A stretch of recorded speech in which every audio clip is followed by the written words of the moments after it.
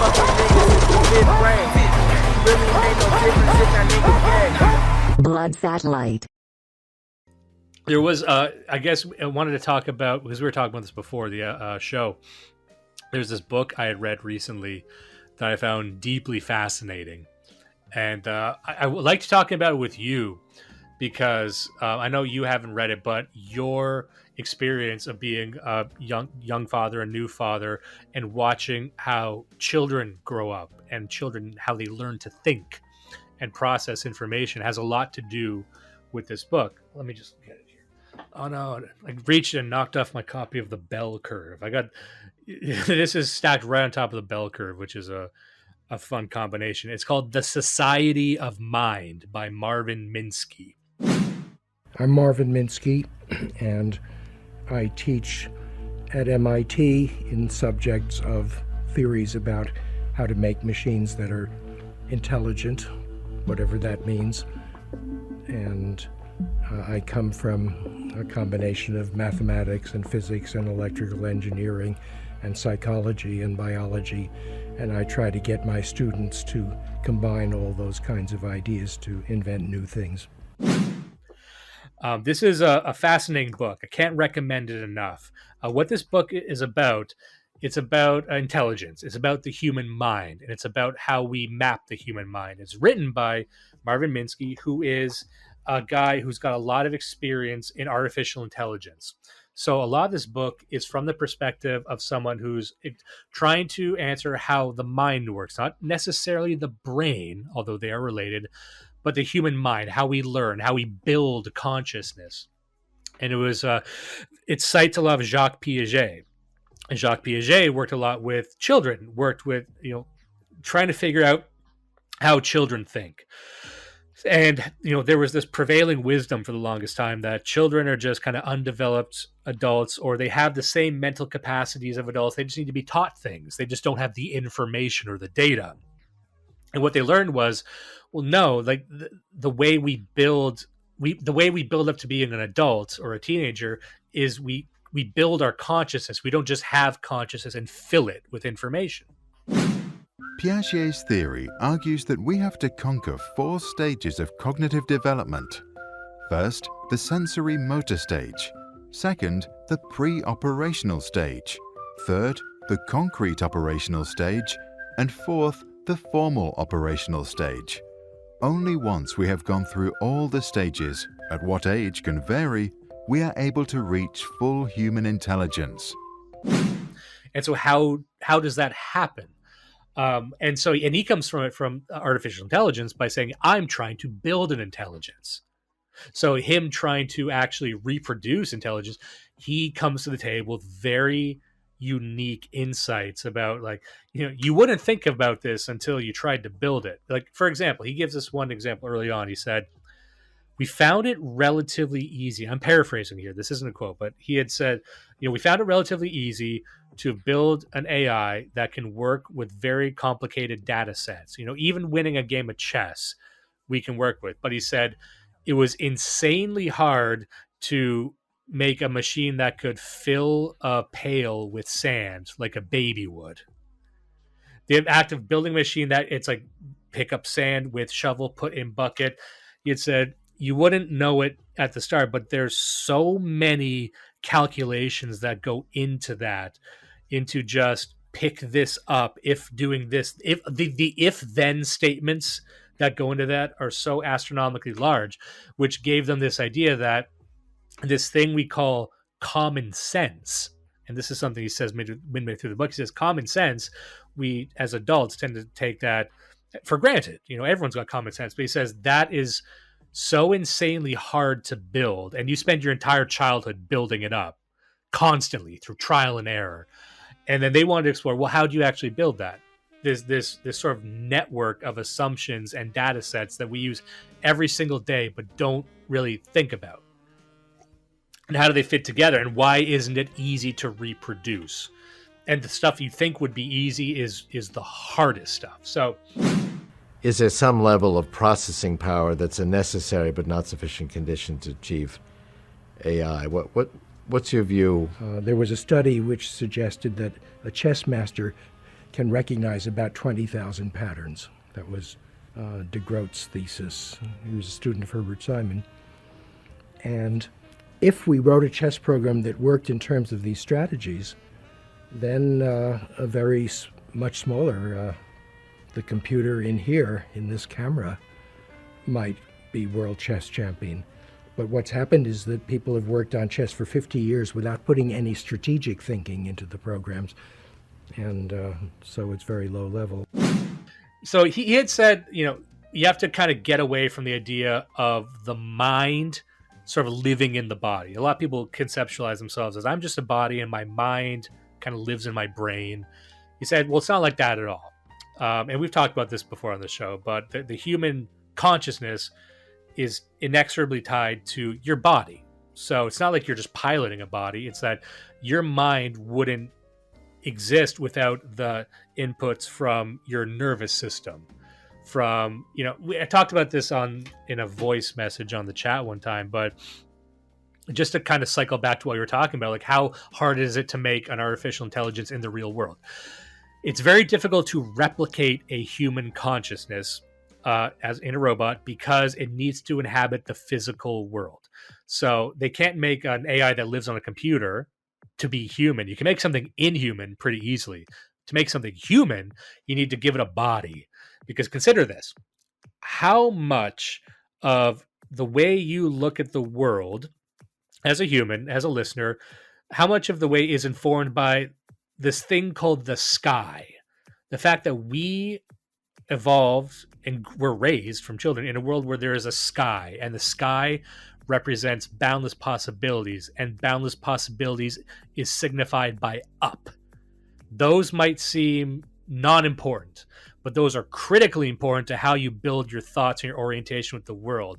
Now you have this idea of hope having a direction, and that direction is up. You know what I mean? Like stuff like that seems insignificant, but it's not. And little things like that are what make a human consciousness. So we start by saying that whatever is this thing called the human mind is inexorably tied to the nervous system, to your place in your orientation in the world, and how you gather information and how you gather sensation. And what makes your mind is really how you categorize and sort and prioritize that information and make networks of that through memory. So what this book seeks to answer is, how do we build the human mind, and what actually is memory?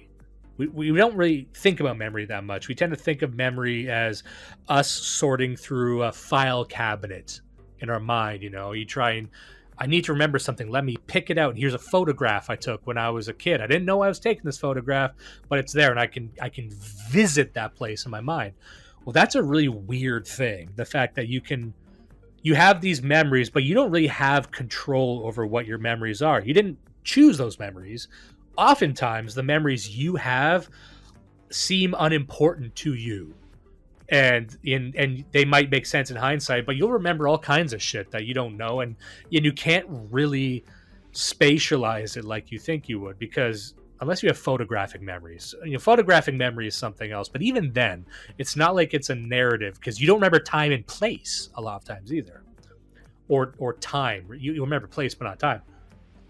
But it's this thing. It's like this free floating snapshot that it doesn't really, to you, because you think of things in a narrative way, in a linear way, it doesn't make sense why that would be there, because you can't add a linear story to it. However, it exists. Why does it exist? Okay. He makes a point here. He says, a way to understand this is consciousness is just us sending signal cues to these great machines in our brain that we don't really understand. And he likens it to like driving a car. And a lot of people don't even know how a car functions. And you don't really have an understanding of what goes on under the hood.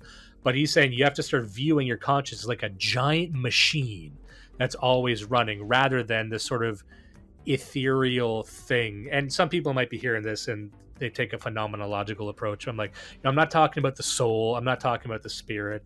But, even if you believe in the soul and the spirit, you understand that babies have a soul, sure, but they don't come out smart. So you could even have a soul, but this thing called consciousness is involved. Memory. Yeah. I mean, that's interesting, right? The belief that infants have souls is immediately putting up a wall between memory, which now is something mechanical, and the person, which is something spiritual. Like, you've just essentially, in the same way that like being sexual and being an adult are something that cannot be associated with your soul if children have souls, right? The world, anyways, it's interesting that you think of it that way, because I think a lot of us define ourselves by our experiences and our memories. Yeah.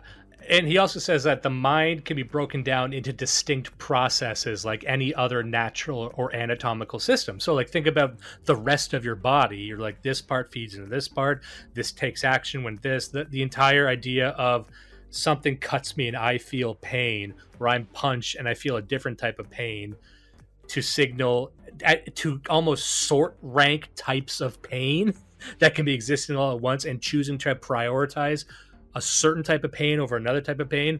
There's so much computation that goes in your mind to save your life that you don't even think of, and of course you wouldn't think of it at the time. And he says, and just like the beach thing, trying to train a robot to dig a hole, he's like, you have no idea how much computational power goes into just telling the robot, don't use one component that's already used in accomplishing a different sort of task. So the entire idea of prioritizing and sort ranking things to accomplish a goal is so fucking hard. And we do that all the time. And if you think about your own life, you can think the entire idea of setting certain priorities over other types of priorities in a split second is so fucking wild that you can do that and keep a memory of it to go back to later, and also kind of make tricks for yourself to trick procrastination. Like that when people say that the computational power of the human brain, don't think of it as chess, don't think of it as solving a puzzle, think of it as just as walking down the street and chewing gum and thinking about your ex-girlfriend and how not to make the same mistake with your current girlfriend. That right there is 20 million computers. Yeah, and not actively focusing, not consciously doing any of those things. The only thing you're consciously thinking about is the girlfriend. But the moment that you're thinking about that, you are seeing her in your mind's eye, and you're liable to walk into somebody because you're not seeing the sidewalk in front of you while you are listening to music, walking, fingering your keys, and chewing gum. You're doing all of that. Like, yeah. It's pattern recognition all the way down. It's not saying that it's calculation or computation is such a cop out.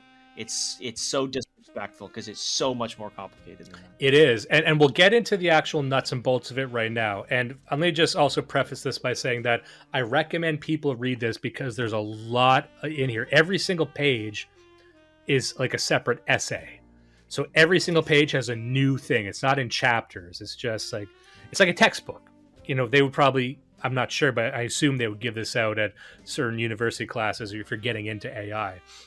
So a lot of it is a lot of examples, I'll explain the broad strokes on this, but know that if you want to really get into the granular stuff, I'd recommend reading the book because it goes deeper and deeper and describes processes within processes and how these different things fit together and layer in complexity over time.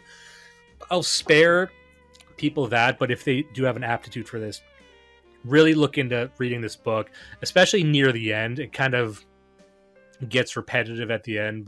You'll get the gist of it by the first quarter, then it's just examples and more complexity.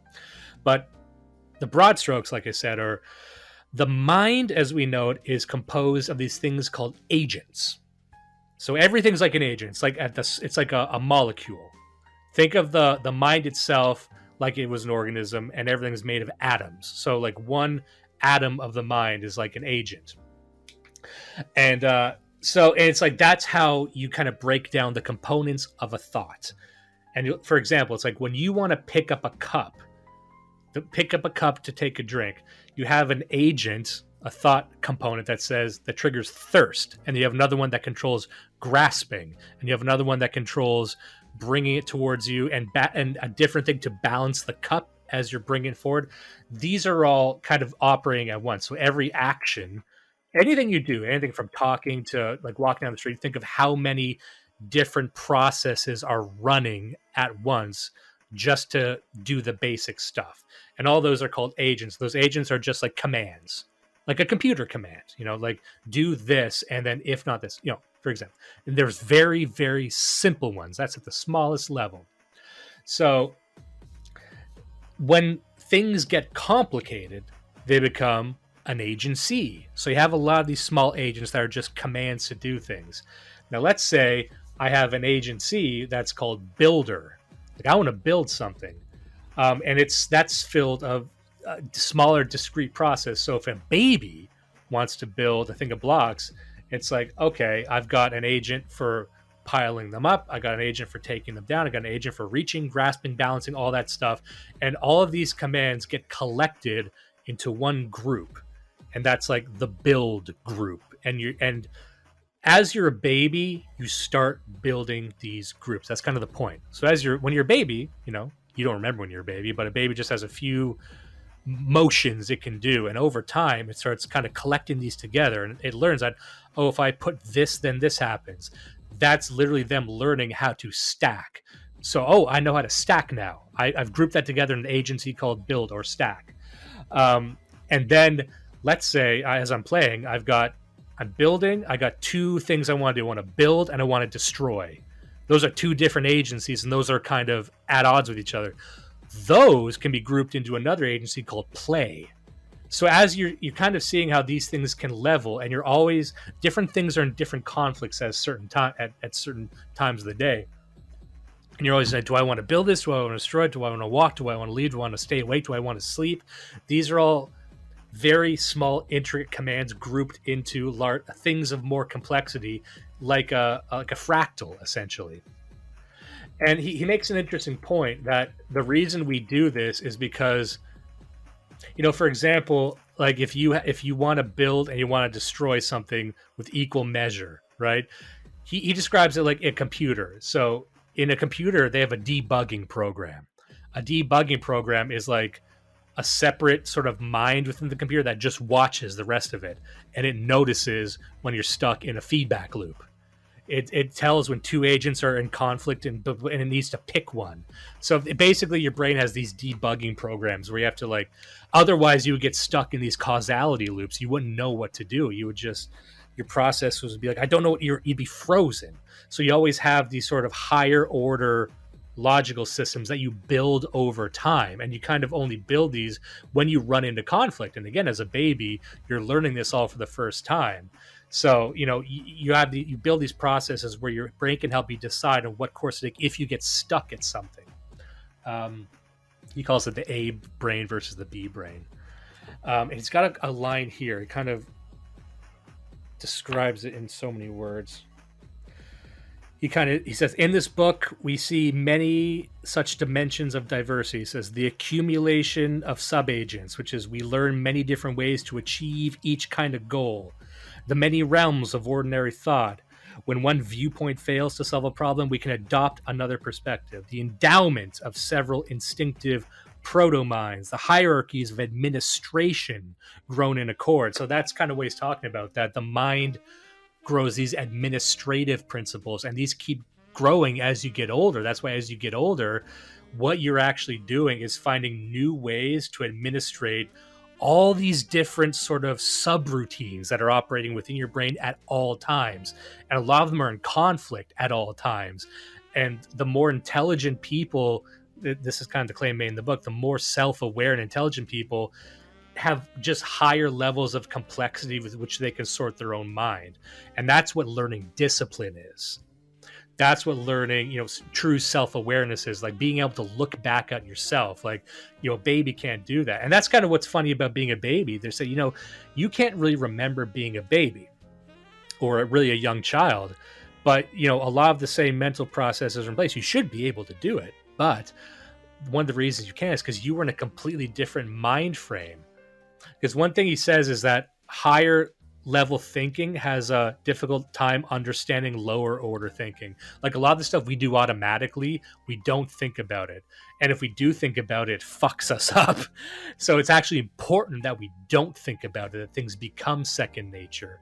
And he's like, that's kind of like you thinking about when you were a kid. Like you thought in such a different way.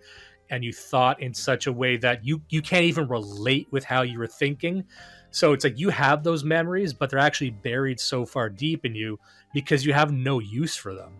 Because what you would be like, you can't remember your parents talking to each other really, but you can remember learning to stack blocks. That was your focus, but you don't need that fucking information.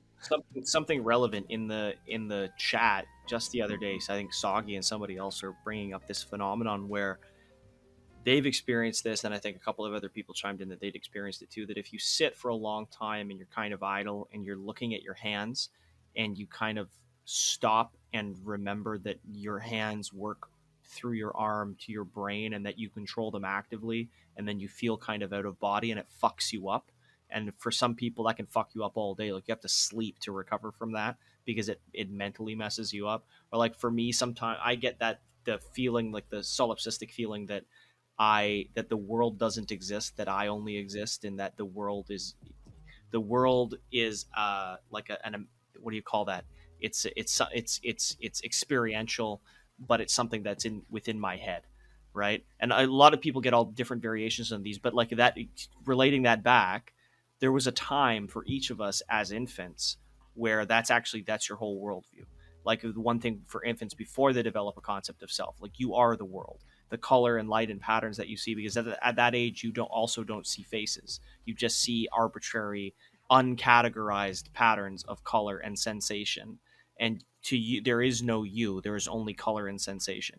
So, and then if you've ever watched a young kid, I've seen this already with both of my kids. They reach a stage where they will lay on their back and look at their hands and look at their feet and play with their hands and their feet, and they're just thrilled. And it's cute to watch somebody be so amused by playing with their hands and their feet, but it's because they just fucking figured out that they're in control of their hands and their feet. And now, that was them going up to the next level. That was them bumping up a level.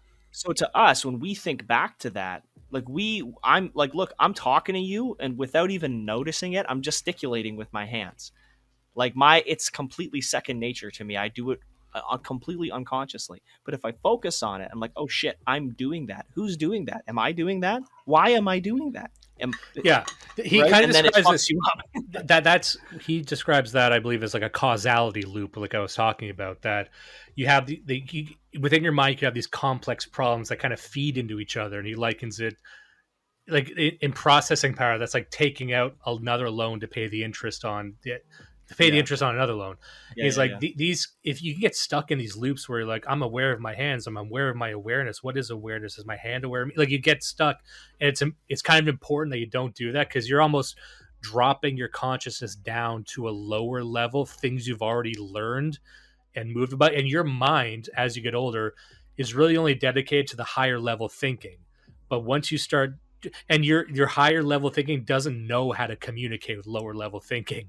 But you did at one point have to do that. At one point you became, and this is something that I did notice, which is when I had my my brain episode, I had sort of a mini stroke a while ago, as some listeners will know. Entire side of my body went numb, the left-hand side, I believe it was. And one thing I noticed was, I was sitting there, I was completely fine, but then the nurse was looking at me weird, and I noticed my hand was just like moving. Like I'm doing it right now, just to, you can't see it, but it's like I was just like making weird, like flexing my fingers and moving them around. I'm like, oh, why is my hand doing that? I'm not telling it to do that. It's just doing that. But that is like what a baby experiences. A baby doesn't really have command of its arms or legs for the first few months. It's building those relationships, and then it's building relationships of those things to the rest of the world. So yeah, it's that you would not remember learning that, though. That's kind of what he's getting at, and that's what's so fascinating. But you did learn it at one point, and you just bumped up a level every single time. And once you bump up a level, it's kind of hard to go back down to like even remember what it's like to learn to chew, because you did. Yeah. If you've seen a baby, they're trying to learn to chew. Kids don't even know how to fucking smile right until they're, in my case, 35. Congratulations, by the way. I heard that you learned to smile recently. Well, I didn't say smile well, but I'm like, his mouth goes up, not just sideways. And he has this part here, which will lead to the next part. I know we're kind of running out of time, but there's a lot to talk about. I'm going to try and fit it in. So there's this idea that people intuitively understand that simple memorization of information doesn't equal learning. And no one told the Chinese that. But for the rest of us who actually know how to learn things, not just memorize them, we know that just because you memorize it doesn't mean you understand it. Now, what does that mean, actually? That's weird. Huh, what's that about? The reason you need to understand is because what you're actually creating is what he calls a contextual meaning network. And in one line, he says, in our minds, something only matters if it has relation to what we know and have previously learned. And this is, I'm going to tell you what a K line is. It's really when I got into this book, I only wanted to answer one question. What the fuck is a K line? I see a lot of people talking about it. I'm convinced most other people don't know what a K line is either. I don't. No, neither do I. I kind of knew him like it has something to do with memory. Like I thought I knew it had something to do with that. But so I'll just start with that. Say a K line is a K stands for knowledge. It's a knowledge line. And a K line exists alongside mental agents. So if you can think of mental agents as like little points that are sometimes connected. And a K line is like a vein that connects a lot of them together. A K line is an agent that dictates memory and stores what we learn near the agents that we learn them with. Like, for example, let's say we want to build a block. I got grasp, I got stack, I got reach, I got bring forward, I got the desire. And then those are all connected to accomplish a task, that is to build something. And those are connected with what's called a K line. Whenever you solve a problem or have a new idea or learn something new, it creates a K line, which can be activated later when you have a similar problem and you need to activate the similar agents and faculties. What's a K line? It's an imaginary structure in the nervous system, which is, there's really two kinds. There's a sort of perceptual K line, which is something that recognizes that, say, 10 features of a situation are present. And if these are all present, then a certain bunch of neurons or neural activity goes on. And on the other hand, when you think of something like a word, suppose I say microphone, then you're likely to think of something that has a business end which collects sounds, and it has a stand, or maybe it has a handle. And if you're an engineer, you know that probably it has a battery or a transmitter or a wire. So if I'm building blocks, right? Now let's say I want to stack something else that's not exactly those blocks, but it seems similar to that. In your mind, you'll activate that K line, and it will take you back not only to the little agents that collect to do the task, but it will actually take you back to the mental and emotional state that you were in when you first learned it, in a lot of ways. So in a way, they said that's kind of what memory is. A memory, if you look through your memories, we have different definitions of what would constitute a significant memory, but usually a memory that you have is your mind decided that was important to remember. It's usually because you learned something new. Maybe you learned something about how to talk to people. Probably it's like a lesson that your parents gave you, a lesson that might not seem important to you, but it had some deep impact of something you learned about how to function in the world. So in a lot of ways, it's the same sort of thing. It's like, it's a callback that's anchored to emotion, but it's also anchored to like a lesson and a bunch of skills and something that you can use. And the reason you remember is because you're using it again and again and again. So we're using stacking blocks as one example, but turning on a light switch, that's kind of what puzzles are about. A puzzle at its core, any type of puzzle, even like the picture, everything like that, or a puzzle in a game like Scorn that we were talking about. That's the reason Scorn can exist, is because you can be confronted with a completely alien puzzle, but you can look and say, this reminds me of something I've seen before. And I just have this instinct I can't explain it, but I have this instinct that I think it fits together this way, and you problem solve. That is you in your mind activating all these K lines, doing these callbacks to try and relate this new information to something you've seen before. And what a K line is, and that's what memorization actually is, and why it differs from actually learning and understanding, because when you understand something, it's easier to learn. And you're probably able to learn it if you can relate it to something you already know. So this is a big thing with teaching kids. Like, how many times you talk to a teenager? Well, me, never. I don't talk to teenagers, but let's imagine I did. When I was a difficult kid, I'm like, why am I learning this math? You're just making me learn these equations. And so many more kids would learn math so much easier if you could actually relate these equations to something from their own life. And that sounds like an easy dodge or something, but just memorizing rote information has no context. And what you learn from this book is your mind is all context. Anything that has context to other thoughts or something to your life sticks around. And that's really what learning is versus just kind of rote memorization. And that's kind of what a K line is. You think of it as just this connective tissue between actions, and the K line constitutes an actual memory that can be triggered again and again and again. And he describes it as giving an impression to a complex scene, because that's what's interesting about a memory is it's not very complex. It's just sort of an impression of what it was. But the reason it's a vague impression, whatever it is you're remembering, means that you are in fact able to apply it to new situations. So, what makes you learning how to build blocks and learning about kind of basic shapes, what you really take away from that is basic shapes. Not necessarily it has to be this type of block, but that also can be transferred to building a house, building a bridge, building anything else. And that's the context. Like, I'm remembering this because I could actually apply this to higher order problems, but the importance of it is the vagueness of it. And that's something. And he described it in a way here in this thing called level band theory. He said that's how we rank the strength of agents attached to a K line. And he gives the example of like a kite, right? So he says there's flying a kite. Okay, that's a K line, a memory flying a kite. I know what a kite is. I know how to fly it. So what is a kite? What's essential to a kite? Like the symbol of it. Okay, so it would be probably paper and string.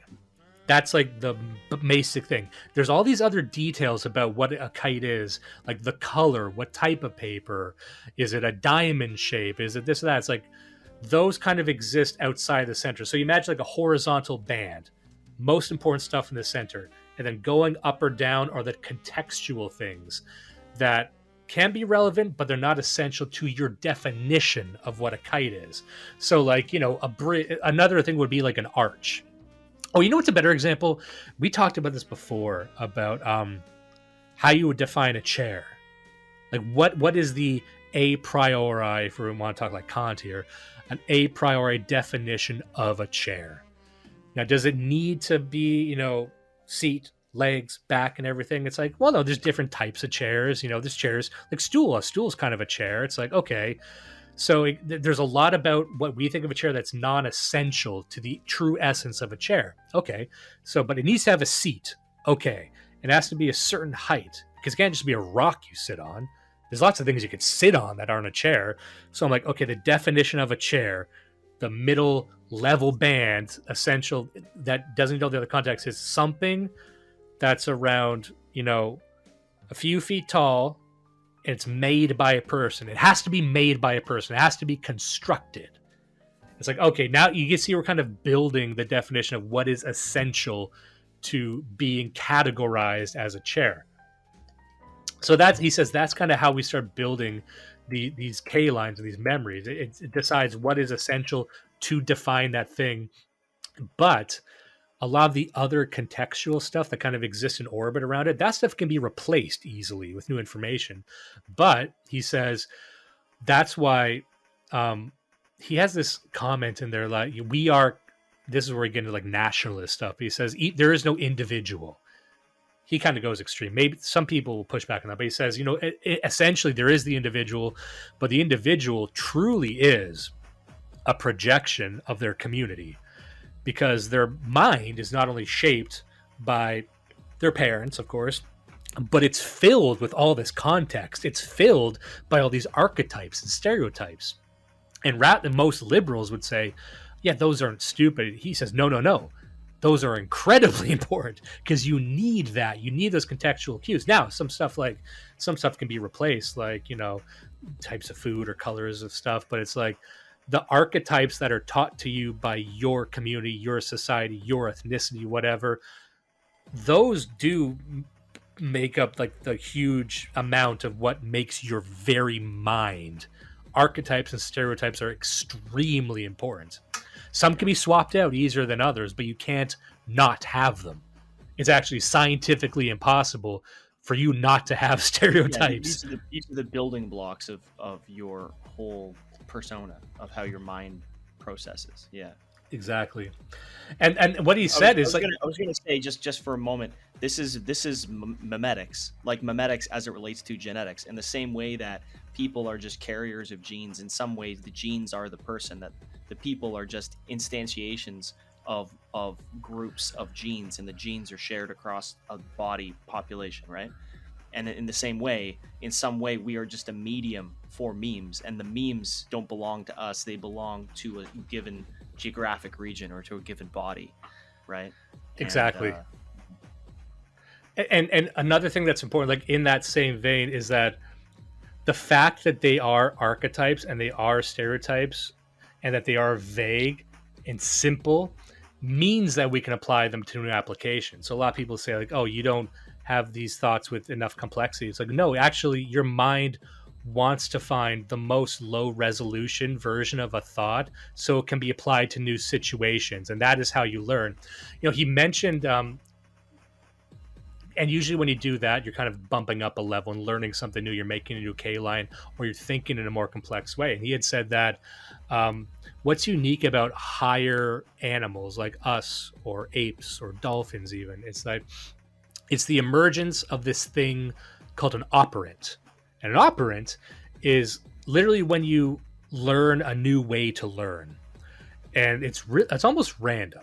See, and in any sort of animal system or any society or community, people they go along, they're almost projections or holograms of this, society of mind is a term he does to like describe how the mind works. It's a society working in tandem, but in a way that the mind itself is also connected to the society itself and is merely projected through that society, all those cultural norms.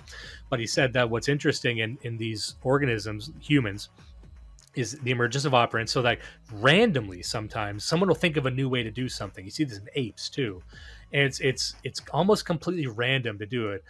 But you can also reinforce that with rewards or pain. So you wonder, how do apes sort of like the first ape to like make a spear, like what caused him to make a spear, what caused humans to kind of graduate to fire? It's something that happens in the mind where you actually come at a problem from a completely novel direction. This is where the individual does matter. This is where the individual in a society can have a sort of redemptive effect. That this is why genius is so rare. A genius in society is just someone who had a completely new way of looking at a problem that no one else fucking could. And I think the good societies are the ones that recognize those people as important. And there's other societies that, burn them, but I think the story of the Western world has been us more often than not seeing that, this is dangerous, but there's something important going on here. This guy randomly has a new way of thinking. Let's see what that's all about.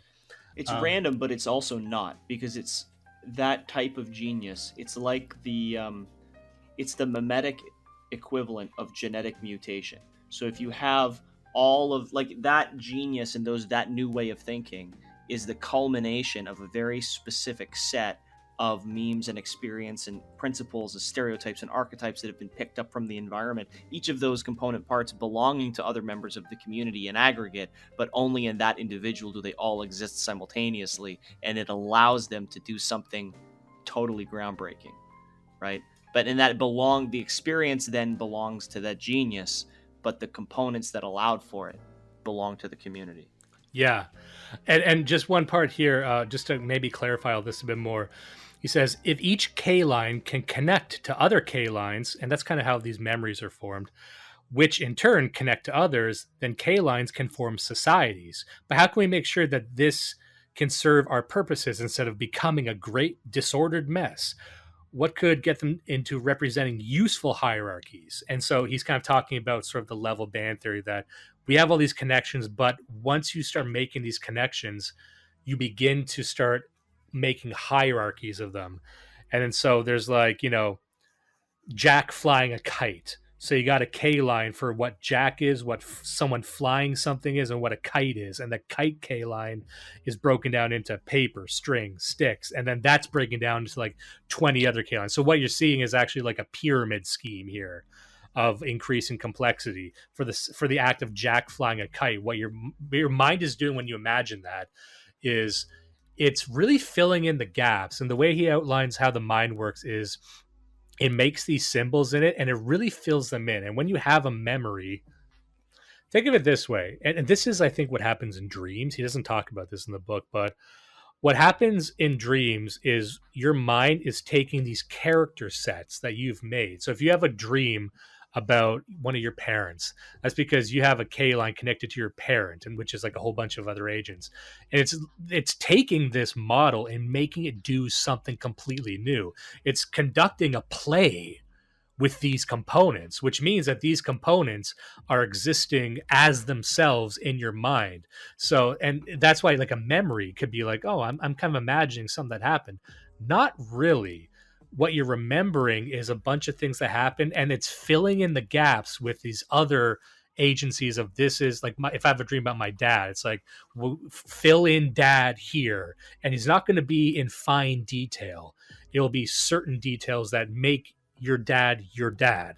So my dad was kind of a bigger guy. So that will be if the 5 things that define that in your mind. And that's why it's very difficult to imagine things or remember your dreams in detail. It's almost like your mind playing with its own toys, but it's doing it for a purpose. And that's what makes dreams, I think, more important, because it understands the context. That's why dreams cannot ever be random, because every single one of these memories, these K lines, is tied contextually to everything else. That's why dream interpretation, I think, is actually significant. Yeah, absolutely. Not in terms of predicting the future, but in terms of knowing yourself. Like you're it's like this root system of all of your understanding and all of your belief, things that are so core that you don't even understand them, and they can come to the surface, and you're viewing them almost in the third person. Yeah, And that's why I like the way he describes it as a society, which is this very complex organism, because he says there's no one single memory system. We don't have this thing called memory. We have this, imagine a giant city, and there's certain sections of the city, and each one of those sections is like its own self-contained mind. And we're mapping how those different minds intersect with each other. And certain parts of your mind can have their own memories and their own purposes, and they're in conflict with each other. And that's why the more advanced you get as a person, you try to administrate that in better and better ways. And like we had said, that's where discipline comes from. But once you start seeing your mind as this very intricate, some people don't like cities, but I think a city is a great way to do it, like a society, that it functions perfectly well. And what really matters is the connections and the context, which is also why, interestingly, you can disable certain parts of your brain, but you still have a mind. That's interesting, isn't it? And like if you get brain damage, it's like, it might be a bit wonky, but you're still you. You still have memories. It still functions, because if it was just this one really basic thing, it would be way easier to damage. But it's pretty hard to damage it, aside from Alzheimer's. But that's just because of what they're putting in the fucking water. And I should also say what I'm talking about here is called Papert's principle. Papert, Papert's principle. The most important step to mental growth is finding new administrative management for what we already know, not necessarily acquiring new skills. And that's important to people. Like, you're not necessarily learning new things. You're finding new ways to reappropriate things you already know.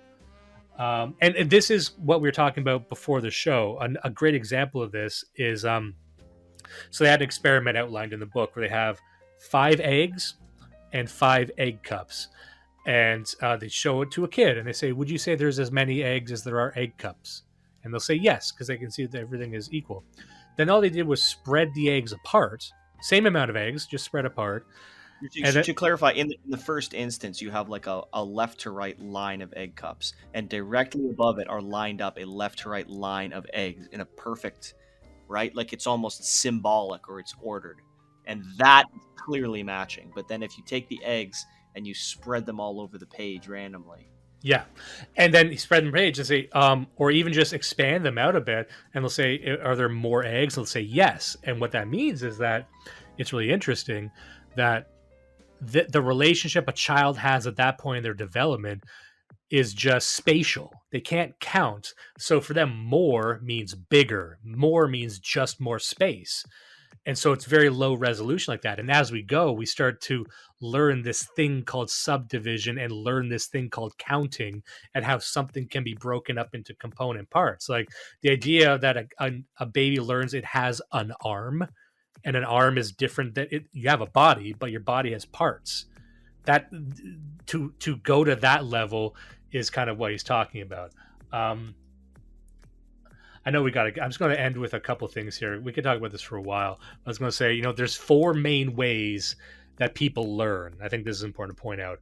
There's uniframing, which is finding a new grouping for similar things. So that's like building. Like I can do all these actions, I can lift, I can put down, but I can do this thing called building. That's uniframing, bringing in a few actions to make one.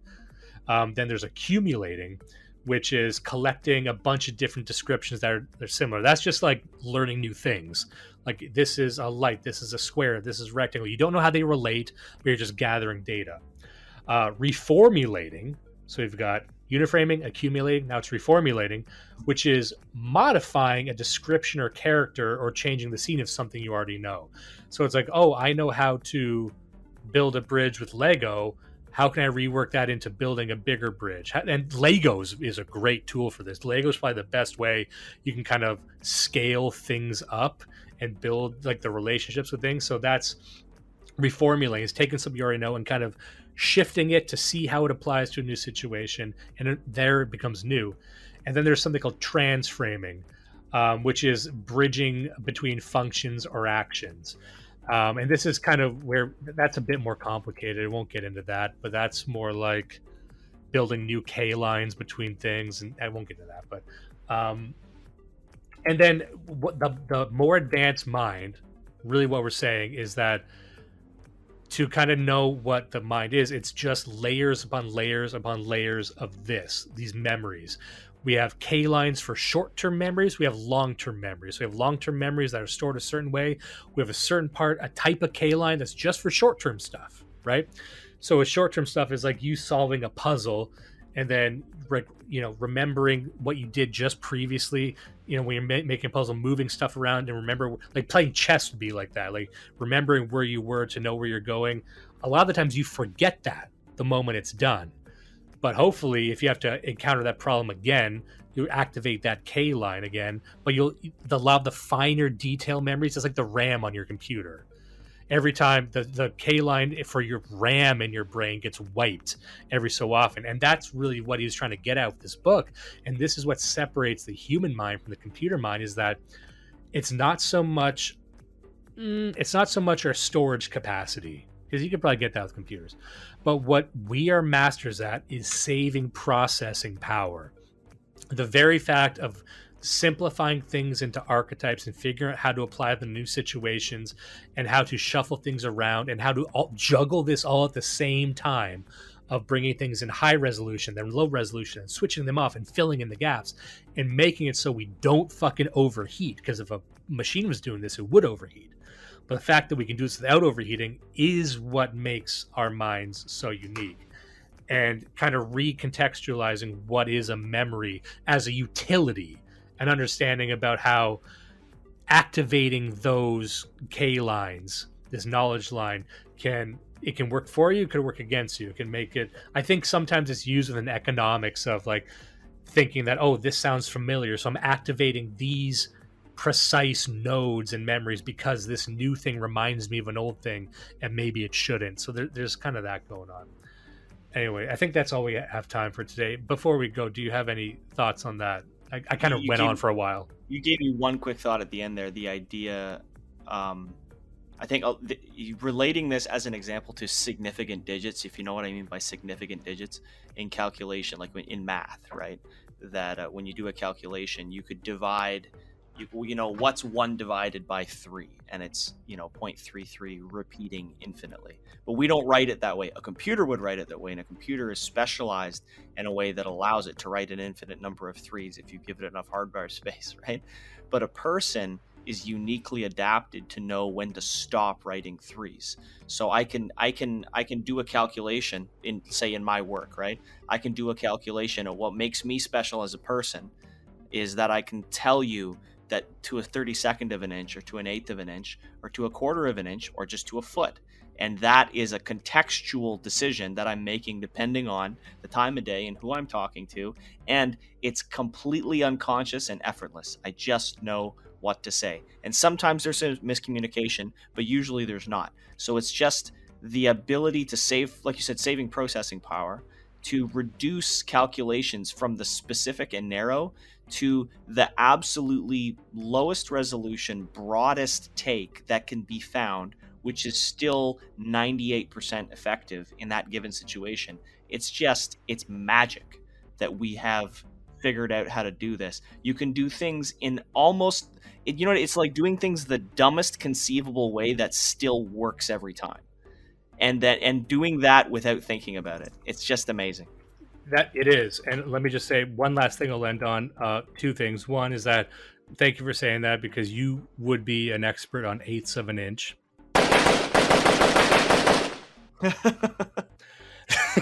The other thing is, in that same, like what you're just talking about saving processing time, and about it seeming like magic, if I can relate this to even a political discourse, it's that I liken a lot of the things that we all argue about these days.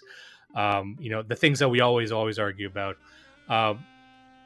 There's this idea in the minds that you take things and you understand them to be true, and then you bump up to the higher order thinking, and you don't need to keep thinking about the lower level thinking. So, for example, in our scene, that would be something like, let's say, race and IQ. A lot of the old canard, the old stuff, the hits. The fact that we don't talk about those anymore because those have been litigated, those have been figured out, and we use that to incorporate into a higher level. So like the people on the right that we typically talk to, and even some of the more interesting thinkers on the left, like some of the Marxist thinkers do this, where they don't even think about the lower level data. That's been settled. And so they can move up. And I'm worried that on politically or rhetorically or discursively, that if we keep getting stuck in this lower order thinking, keep trying to reprove things to each other, like we need to keep advancing our thinking. We need to bump up to the next thing. Like if everything about ethnicity and race has been settled, we almost don't even need to. We need to take that and bump up to the next agency of what is the next step, incorporating that and incorporating what we know to be true into something more complicated, and then only worry about that. Because sometimes in our scene, like you can spend your whole life just going back and forth over the same stuff that's been, debated and proven, and there's tomes written about like race stuff, whatever it is, And I'm like, I want to figure out a way to bump up to the next agency, the next high, more complicated structure that incorporates that into a better way of thinking. That sounds like it sounded better in my head when I was saying it, but I think you. I get what you're saying. I get what you're saying. Like using this kind of an introspective understanding of your growth as a person as it relates to politics and philosophy, and then being able to take active next steps, planning ahead based on an understanding of where you came from and how your own thinking works, and importantly how that thinking relates to everybody else who you influence and who has influenced you. What it also is, it's like fitness. And there's a few groups like guys who are into fitness and guys who are into like virtue, like old style virtue, like truth and honor and courage and stuff like that. And fitness, the idea of you should be physically fit, you should be working out, you should be healthy, eat healthy. I'm like, I want to get to a place where that goes without saying. Like I wouldn't want to be the person who's still talking about that when I'm fucking 50. Like everyone should be doing that. Everyone should, as a baseline, be eating healthy, be exercising. Everyone should be, truth, honor, virtue, all that shit like that. We need to bump up from that. And so that is always operating in the background no matter what. Yeah. And then if we're still worried about that and getting finicky with it, it's like we'll never evolve from that. And we need to like build a ideology, a worldview, a superstructure of more complexity than just like you should eat like fucking Liver King. You should run around and eat meat. I'm like, it can't just be that, because that would be like a person saying you gotta stack blocks one over the other, take a pile, make a line. That's all it's about. I'm like, you could look at the Manor Bund as a tangential agency, which incorporates fitness as an aspect, as a categorical aspect. It's just one element of it, right?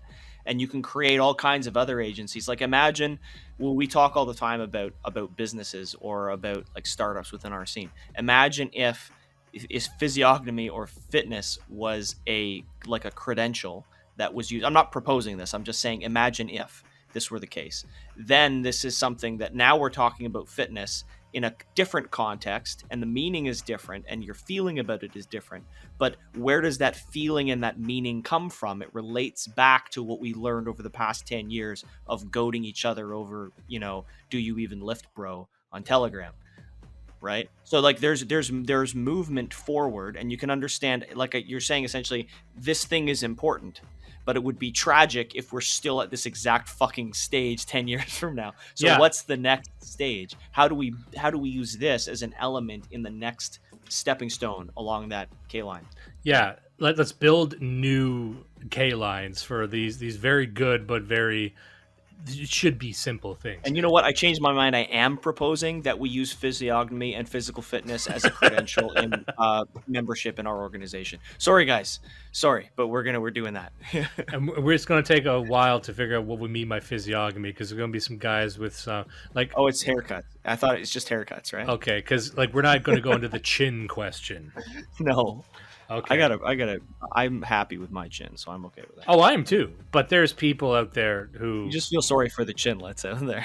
Yeah, and they're good guys. They can be absolutely ripped, but if you don't have a chin, it is all for naught. We're gonna put them in a special prison with Mike Malice. Do not let the rapists win. Listen and love Blood Satellite.